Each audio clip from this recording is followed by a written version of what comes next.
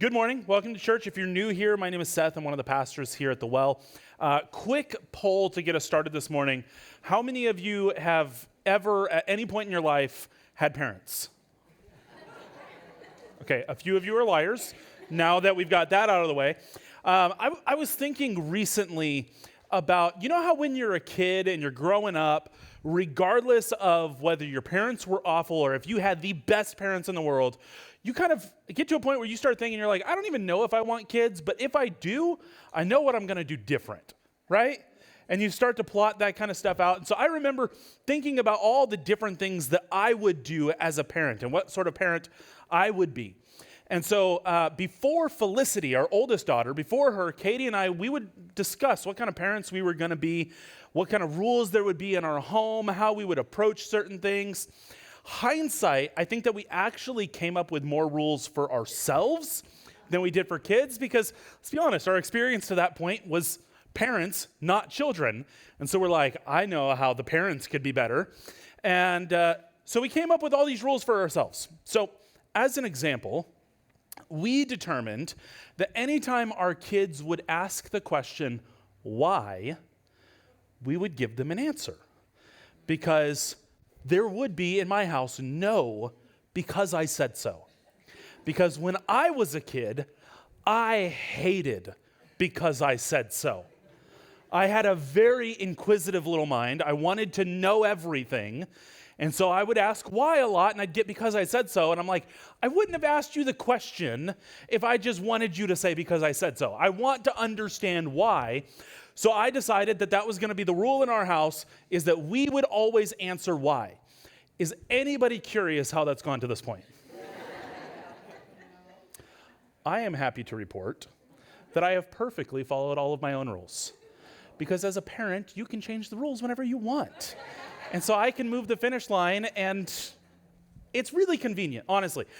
Because here's the thing, at some point you realize that your child's not asking why because they want to know anything. They're asking why because they think it's funny.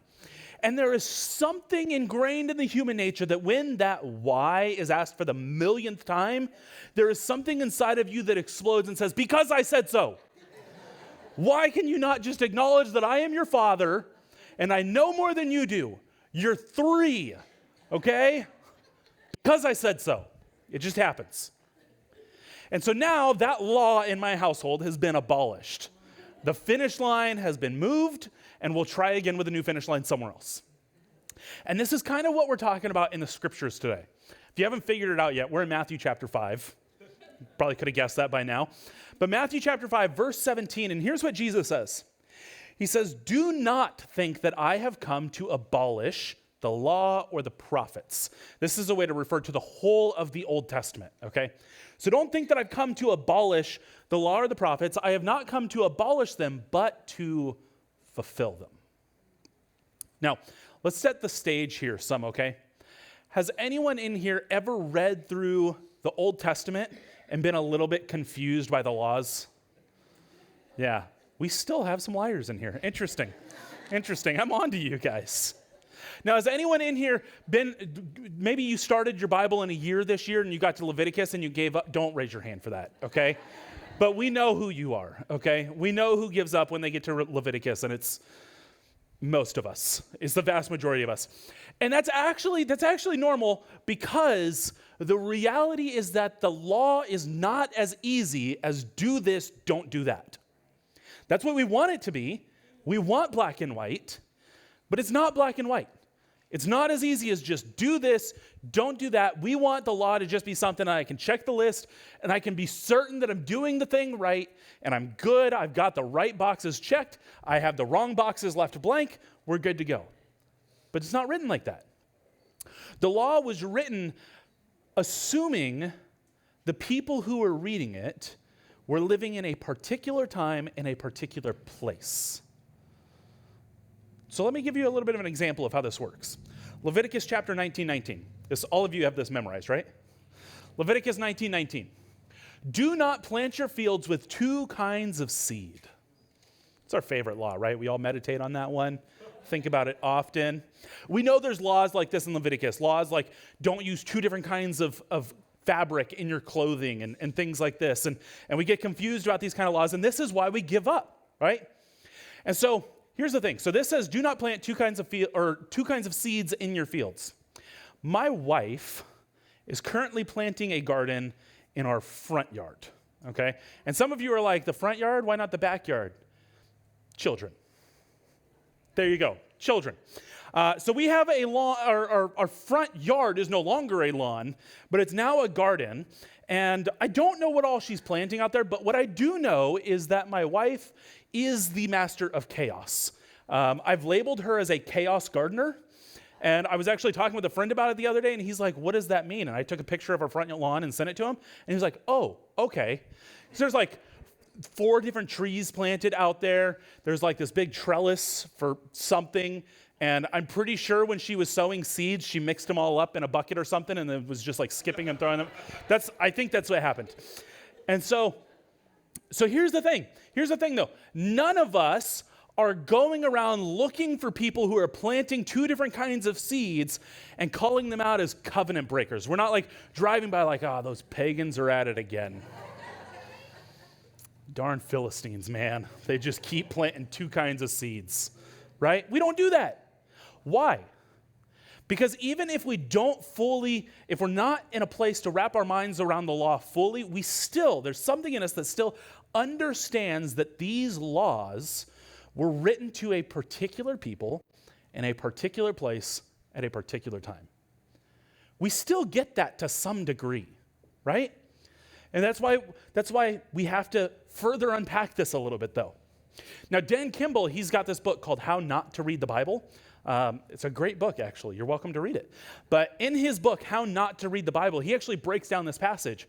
And he talks about how the pagan nations, the nations around Israel that worshiped other gods, they would intentionally plant different seeds in the same field as an offering to the fertility gods and goddesses.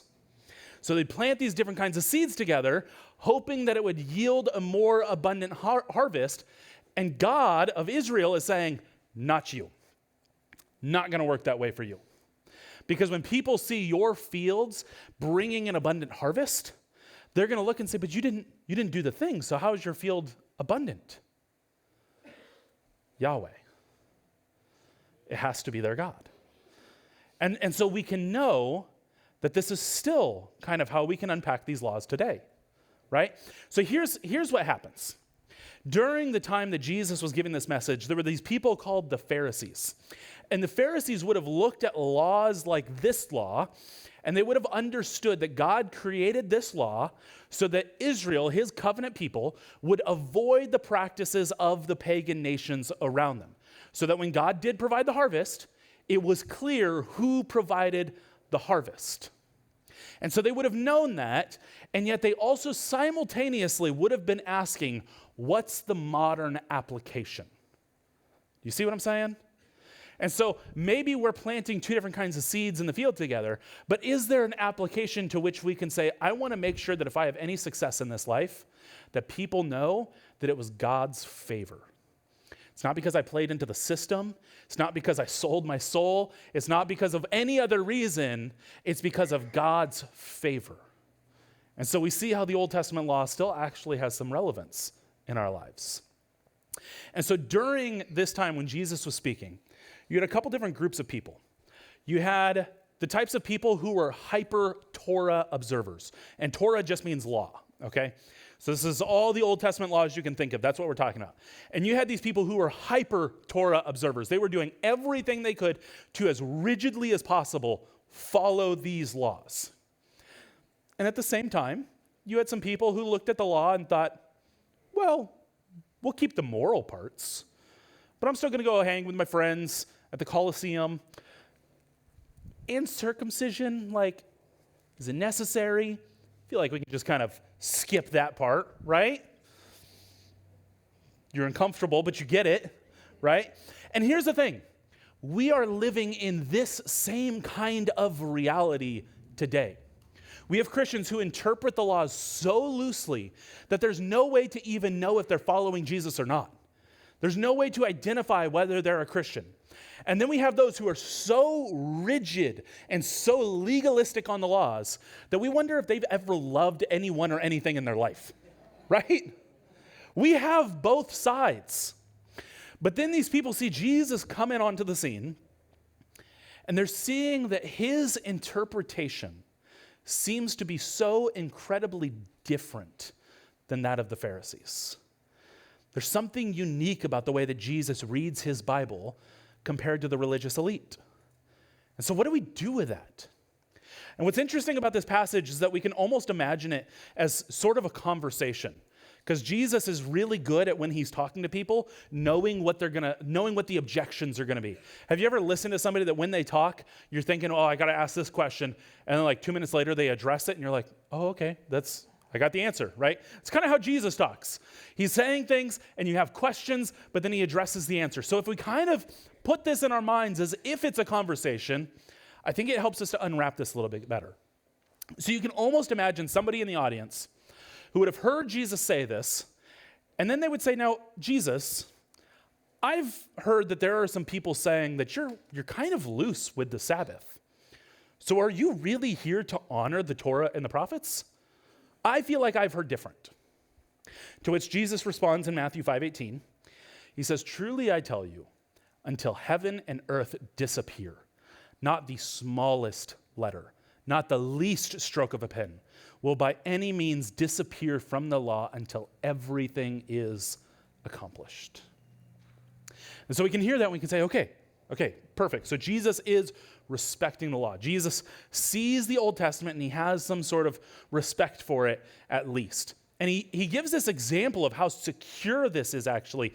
He does something that the psalmist would do all the time, where to show just how secure God's law is, God's word is, God's command is, however you want to phrase it, but the anything coming out of the mouth of God, just how secure that is, they would put it up against something that we know is secure.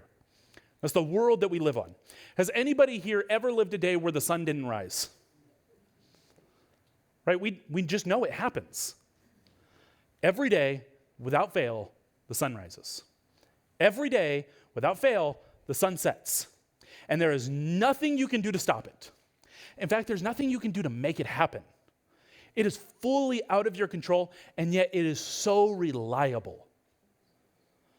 For centuries, it has been reliable. And the psalmists would look at that and say, you know how reliable that is? The Word of God is so much more secure and reliable than that. And that's what Jesus is pulling on. He's saying heaven and earth passing away, like nobody's seen that happen. You're not going to see the law vanish either. It's here, it's secure. My word remains. And so Jesus has now told us that he's come to fulfill the law, and everything will be accomplished that's in the law and the prophets. So he's not like me, a parent abolishing laws and moving the finish line and trying to figure things out on the fly, right? Like anybody in here who's a parent realizes that every single day you have a new understanding of what it means to be a parent, right? Like every single day your kids throw something new at you and you've got to come up with something new. And you're just figuring this out as you go. That's not Jesus. Jesus has already seen the finish line. He knows what's going to happen. And so he's able to perfectly step into this law.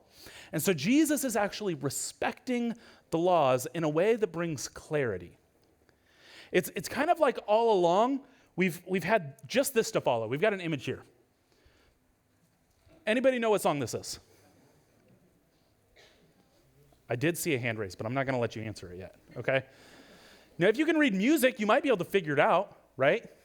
But then it's as if Jesus comes on the scene, he sits down at the piano, he starts to hit the keys. You hear this? It's good, thank you, tech team. And all of the sudden, we're like, oh, that's what it was. We've been reading the law, and we sit and we look, don't plant two kinds of seeds, and we're like, God, I don't even know what to do with this. And then Jesus comes in and he lives out the law perfectly, and it's this moment that suddenly it comes to life in a new way for us.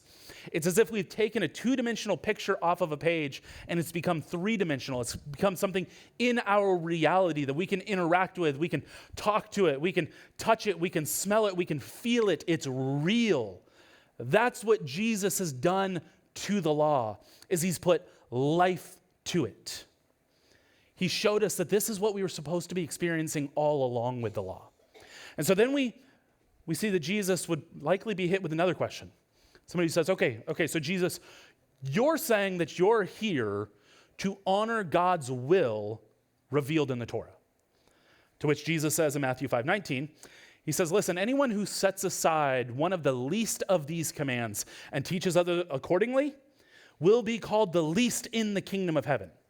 But whoever practices and teaches these commands will be called great in the kingdom of heaven. So back when I was still living at home with my parents, teenager at this point, learning some new responsibilities, getting more chores, trying to figure out how in the world to be a human being, because that's what teenagers have to do.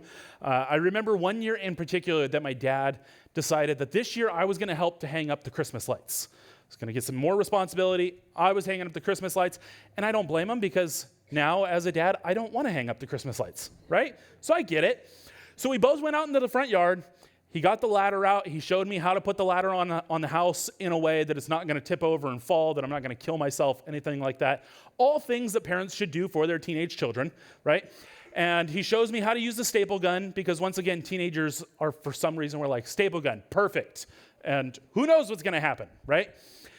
And so he walks me through all of that stuff, but he also decided that he would show me one of his life hacks to make the job a little bit faster than it otherwise would be. Now, if you're not familiar, usually sometimes a life hack is just a good tip, but oftentimes what I've found is that a life hack is somebody's figured out how to ignore certain parts of the instructions to get to the end a little bit faster, and that's their life hack. And so normally, when you hang up Christmas lights, you run the risk of you get all the lights on, you plug them in, and there's a whole section that's out, right? Anybody ever lived that reality? And now you got to figure out what in the world's going on. And here's the problem. You can take all the lights out of the box, lay them all out on the ground, plug them in, they all work, unplug them, hang them up, and now you've got a section out. And it's like, I checked this. Why are they not working? And so my dad said, I've got a fix for that. You plug them in, and you hang them while they're plugged in. You just staple through as you go and just don't hit the wire, right?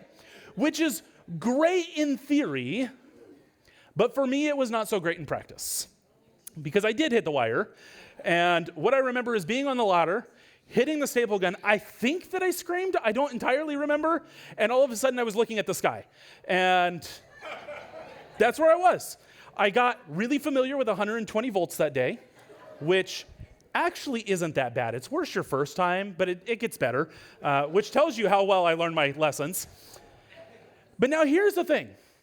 I am no expert on Christmas light instructions, right? I've not pulled out the instructions from the box of Christmas lights and diligently read through them. And I'd be willing to bet that you haven't either. But here's the thing. The fact that my printer ink has instructions not to eat it, I am certain that there is somewhere in the Christmas lights instructions that says, do not staple through these while they're plugged in. Like there's gotta be something there. But that was my dad's life hack.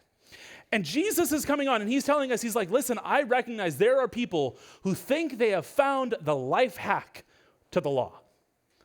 They think that there's things that they can skip, things they can get around, things that you can reorder, some things aren't really necessary at this point anymore. And Jesus is telling us that's not okay. That's not the way the law works. You don't get a life hack your way into the kingdom of heaven. And Jesus actually tells us, he tells us that the people who have these life hacks, who skip around, who do whatever they're doing, that it's not something that keeps them out of the kingdom of heaven, but it is something that makes them least in the kingdom of heaven. So then what about the greatest? What about them? That's reserved for those who both teach and practice all of the law. Last week, I briefly mentioned how so much of the church in America has a damaged reputation right now. And it's interesting because there are so many of us who are being faithful and living out our Christianity in honest and reputable ways. Like if you think about the Christians that you know in your life, I bet you would be able to point to more people who you can say they get it. And they are following Jesus like they truly love him and are for him. And there would be fewer people who you could point at and say they don't get it. They're just here for their own agenda. Right? There's more people who are faithfully living it out, and yet who does the world see? They see the hypocrites. Not to say that we're all not, but it's the ones who have some sort of agenda behind it. My kids are constantly asking me, why do I get to do things that they don't get to do? Right? And sometimes there's a good reason. Oftentimes there's a good reason. Sometimes there's not. Right? Like sometimes it's just like, dude, frankly, I just need 5 minutes to not hear anything. I forgot what silence sounds like. I forgot what it's like to be in a room with no other people in it. I forgot what it's like to remember what my skin feels like when nobody's touching it. Like, I just need a minute, okay? And that's why you can't do this thing with me, okay?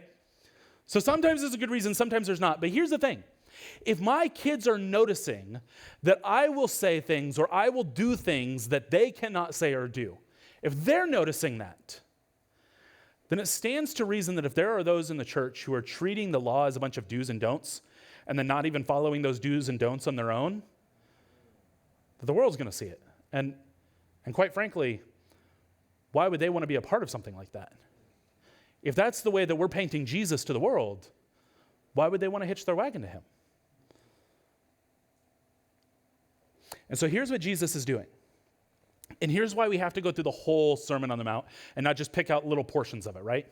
Because Jesus pulls from what we've already looked at in the Sermon on the Mount. He's constantly grabbing onto those things. And so unless you go through the whole thing, you miss these things.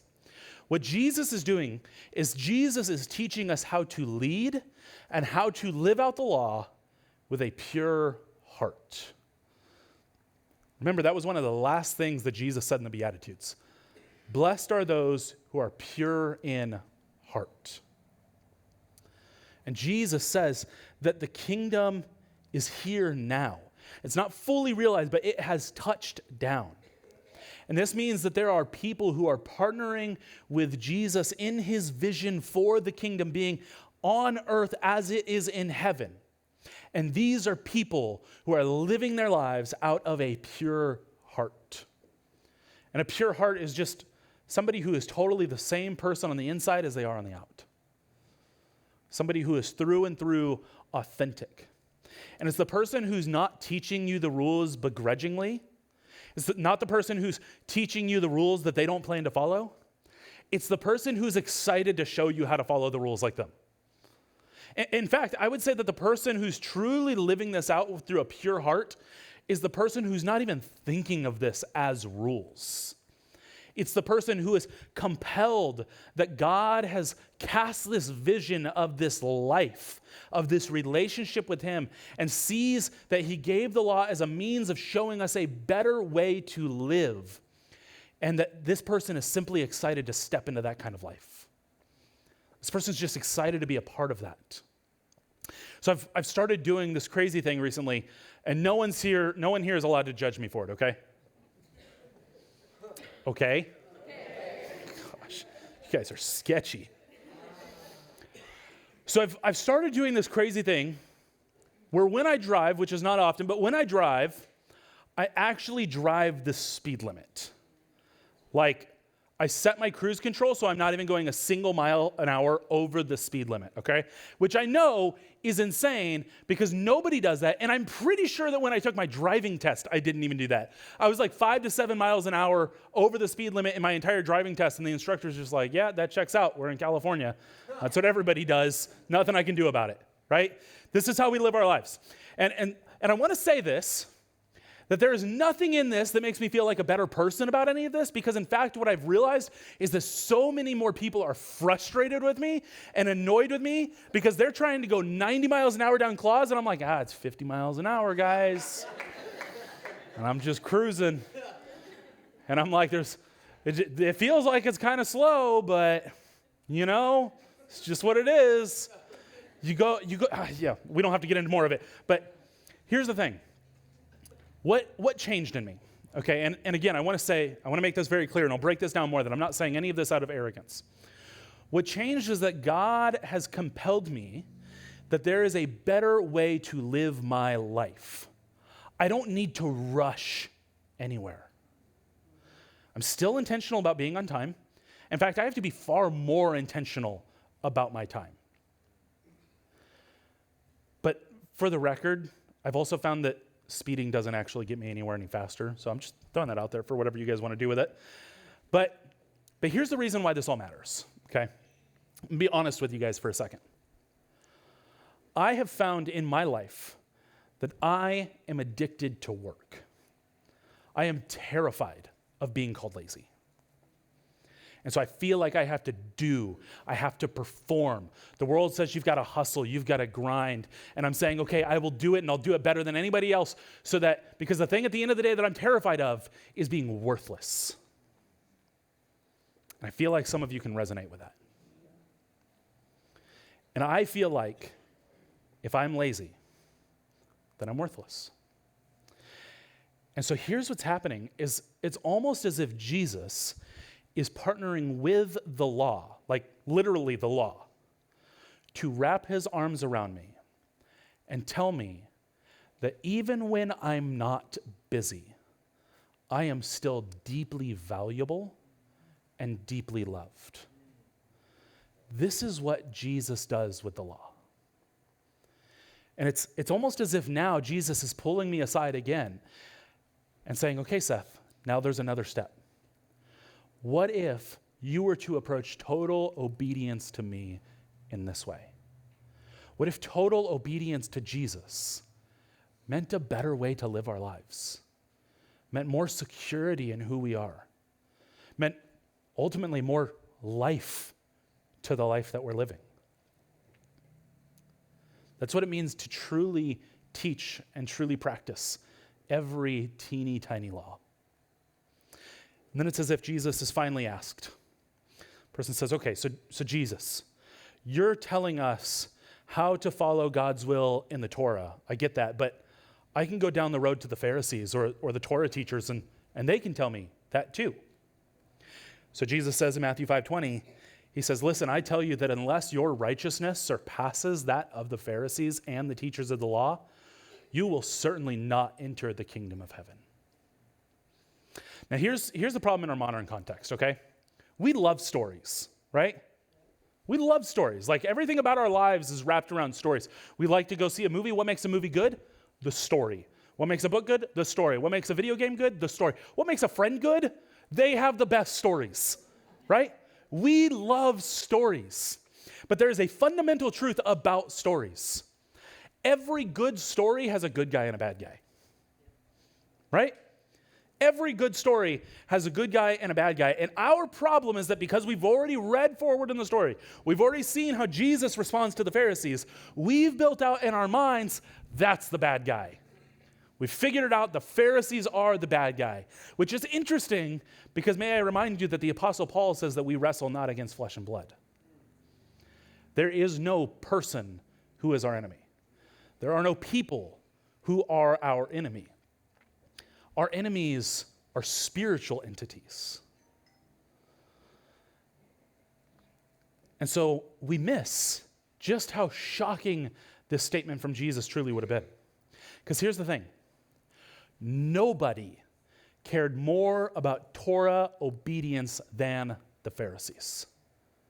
No one. The Pharisees were on this. They wanted to be obedient. They wanted to follow the law of God. And yet Jesus is telling us that we have to do better.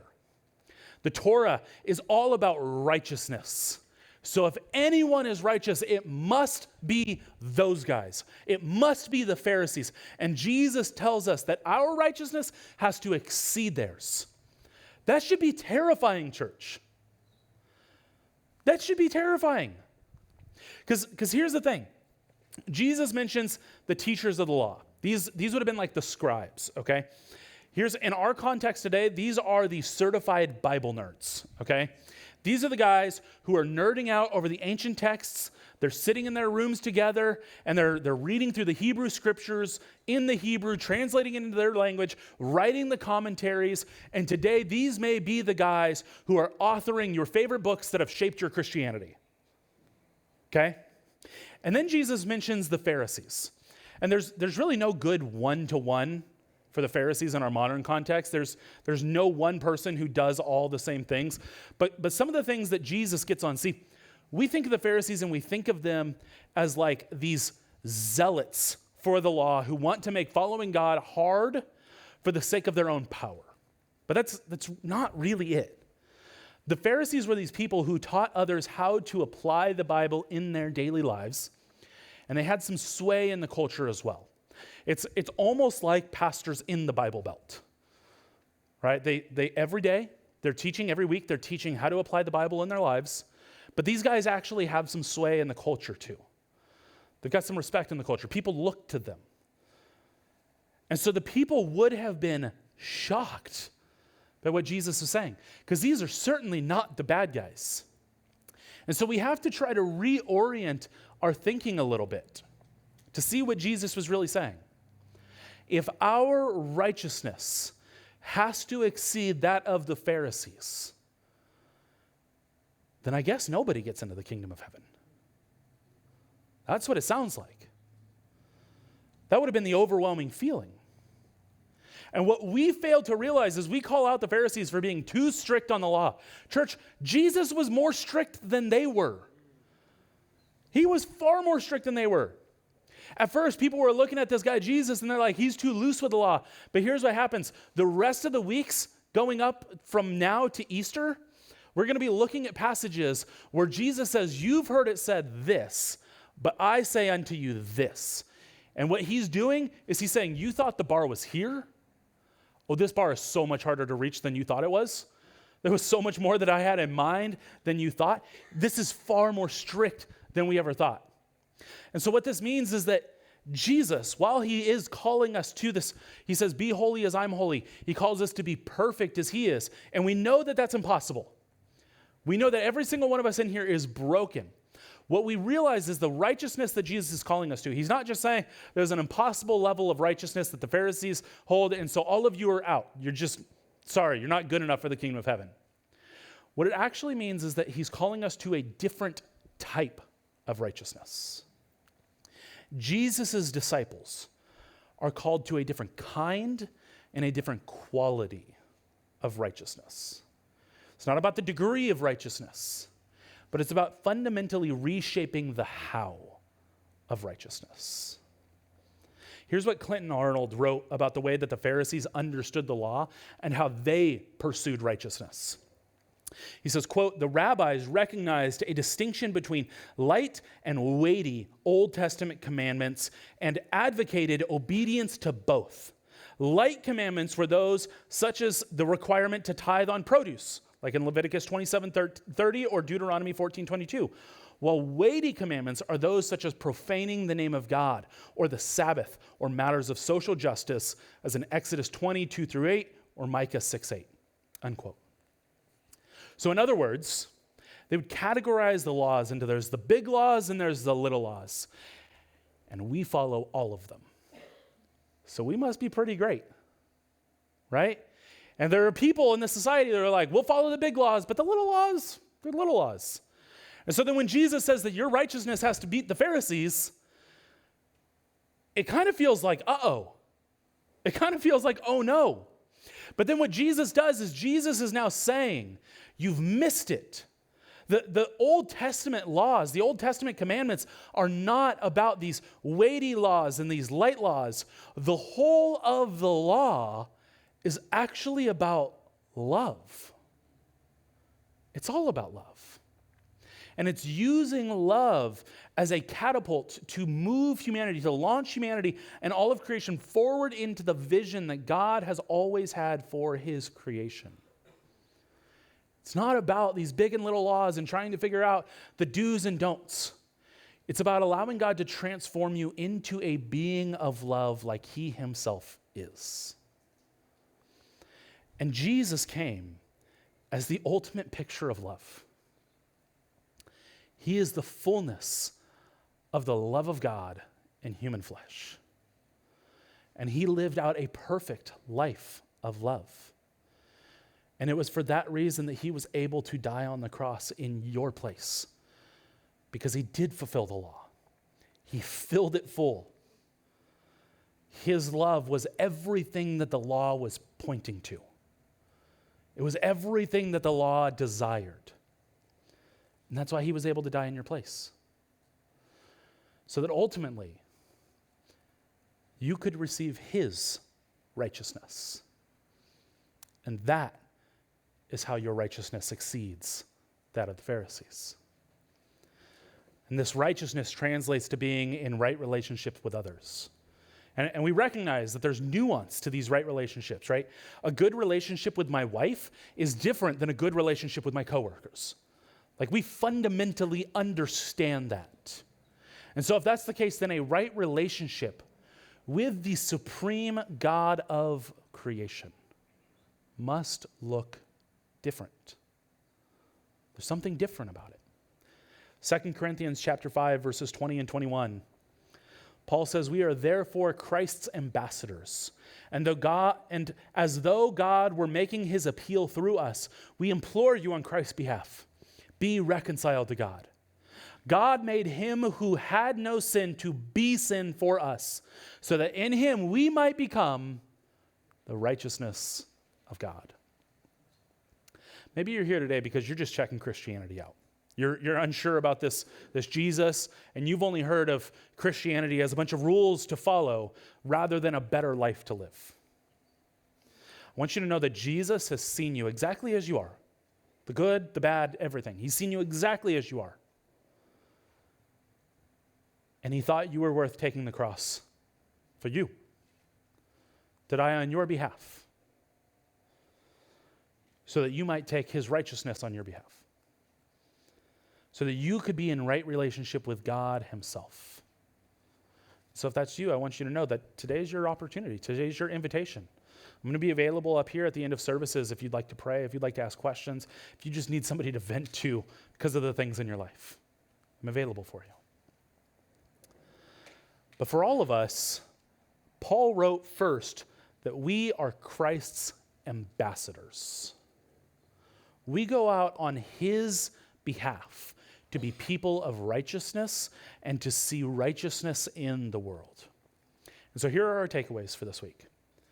Number one, live with integrity. Avoid hypocrisy by ensuring that your outward actions align with the faith that you profess, ultimately so that others can see Christ in you. Avoid hypocrisy. Number two, avoid legalism and license. Don't fall into either extreme, being overly rigid with rules or treating God's commands as just something that's optional in your life. Instead, look at Jesus' way of obedience through love. Figure out how you can find yourself being obedient to Jesus through the lens of love. And number three, be an ambassador this week. Like, actually do something to be an ambassador this week, whether it's showing kindness to a neighbor, whether it's serving somebody in need, or whether it's just speaking words of hope to somebody who's struggling. Find a way to be an ambassador this week. So live with integrity, avoid legalism and avoid license, and be an ambassador this week. Let's pray. God, we just want to thank you first and foremost for your son Jesus, for his fulfillment of the law, that he was able to perfectly embody everything that you could have hoped to have seen as a result of your law. And because of that, Jesus, we thank you that we can be in perfect relationship with you, with the Father, with the Spirit. And we ask that you would overwhelm us today, that you would transform our hearts from the inside out, so that we are people of obedience, not because of rigidity to the law, but because of people who are overwhelmed with love for you and for your kingdom. Would you compel us to move forward?